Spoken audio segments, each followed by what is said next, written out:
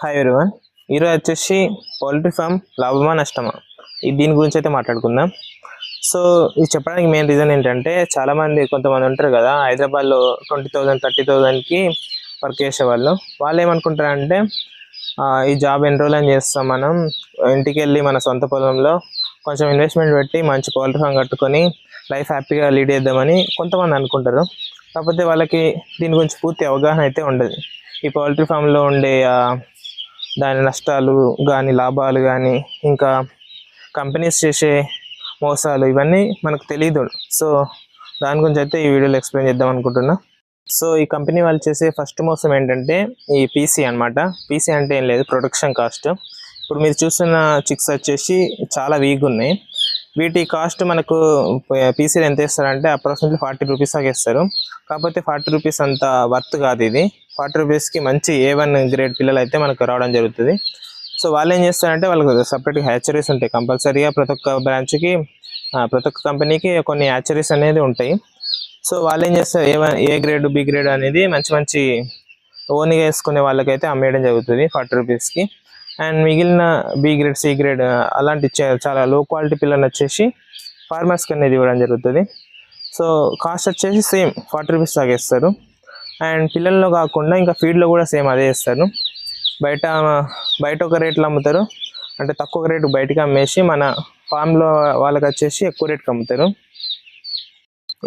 ఇలా చేయడానికి main reason ఏంటంటే, ఇప్పుడు ఒకవేళ మనం రిజల్ట్ బాగా ఇచ్చినాం అనుకో, FCR అన్నీ మంచిగా ఇచ్చినా కానీ పిల్లల కాస్ట్ ఎక్కువైంది, ఫీడ్ కాస్ట్ ఎక్కువైంది అనేసి పీసీ కాస్ట్ ఎక్కువ చేసి మనకు మినిమం కట్టిస్తారు అన్నమాట. 4 రూపీస్ 5 రూపీస్ 6 రూపీస్ చాలా తక్కువ పర్ కేజీకి. ఇంత తక్కువ కట్టించడం వల్ల మనకి ఫార్మర్స్కి అనేది చాలా నష్టం అయితే జరుగుతుంది. ఫర్ ఎగ్జాంపుల్ చెప్పాలంటే, ఇప్పుడు మనకు వచ్చేసి 10,000 కెపాసిటీ షెడ్ అయితే ఉంది. కాకపోతే మనకు వాళ్ళు 10,000 బర్డ్స్ అయితే ఇవ్వరు. 1.1 రేషియో అంటే 1.1 SFT లాగా దానికి అప్రాక్సిమేట్లీ 8,500 లేకపోతే 8,000 అంత తక్కువనే ఇవ్వడం అయితే జరుగుతుంది, ఫ్రీగా స్పేస్ ఎక్కువ ఉండడానికి. అండ్ ఒకవేళ మనం FCR అన్ని బాగా ఇచ్చినట్టయితే 6.5 రూపీస్ 7 రూపీస్ అలా కట్టివ్వాలి. ఒకవేళ FCR బాగుండి పీసీ కానీ ఏదైనా మిస్టేక్ అయిందనుకో 4 రూపీస్ దాకా కట్టిస్తారు, అంతే అనమాట.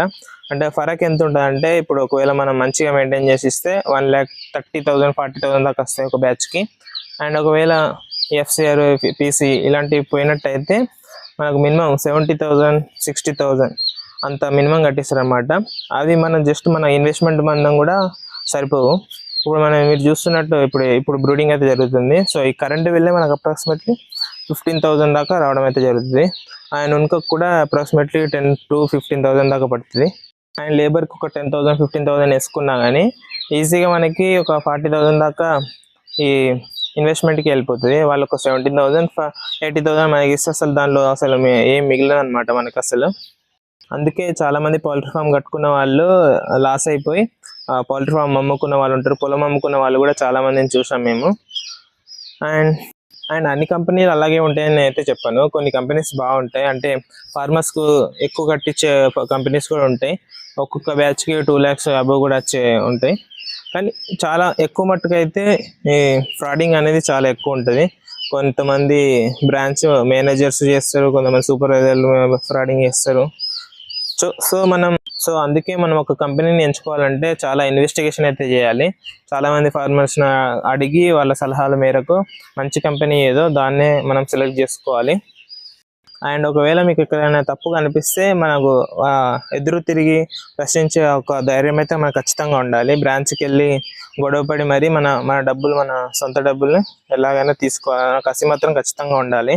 మా ఊళ్ళో దాదాపు కొంతమంది ఫార్మర్స్ ఇలాగే నష్టపోతే దానబండి పిల్లల బండి ఆపి మరి వాళ్ళ పైసలు వసూలు చేసుకునే పరిస్థితి కూడా వచ్చింది. సో ఇవన్నీ దృష్టిలో పెట్టుకొని మాత్రమే ఈ రంగంలోకి అయితే రండి. వీడియో ఏమైనా ఇన్ఫర్మేటివ్ అనిపిస్తే ప్లీజ్ సబ్స్క్రైబ్ చేసుకోండి, లైక్ చేయండి. అండ్ ఇలాంటి వీడియోలు మరిన్ని కావాలనుకుంటే నెక్స్ట్ వీడియో వరకు వెయిట్ చేయండి. Thanks for watching.